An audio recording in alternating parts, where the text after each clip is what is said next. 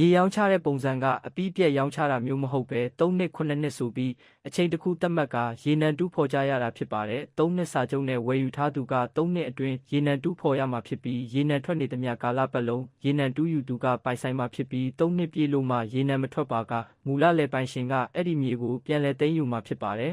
ကျွန်တော်ကွင်းက9နှစ်ကိုသိန်း200နဲ့ဝယ်တာရေနံတစ်ဆက်ထွက်နေတာ၍ကျွန်တော်ဟာပဲနောက်နှစ်တရဖြစ်သွားပါစေကျွန်တော်စာတူးကလေးကရေနံမထွက်ဘူးဆိုရင်တော့9နှစ်အတွင်းမှာလုတ်ပိုင်ခွင့်မရှိဘူး9နှစ်အတွင်းမှာထွက်ခဲ့ရင်တော့ကျွန်တော်ဟာ9နှစ်အတွင်းကနေ9နှစ်ပြည့်လို့မှရေနံမထွက်ခဲ့ရင်သူတို့ဟာဖြစ်သွားပြီလို့ရေနံလက်ရက်တွင်တူးဖော်သူတဦးကပြောပါတယ်ရေနံလက်ရက်တွင်တပေါက်ကိုမြေဝယ်ယူခ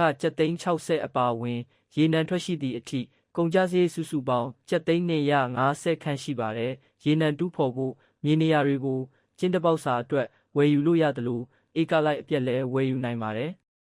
လက်ရှိရေနံထွက်ရှိနေတဲ့ကျင်းနဲ့နီးတဲ့မြေနေရာတွေကဈေးပိုပေးရလေးရှိပြီးဝေးလေဈေးလျော့လေဖြစ်တယ်လို့ဒေသခံရေနံတူးဖော်သူတွေကပြောပြပါတယ်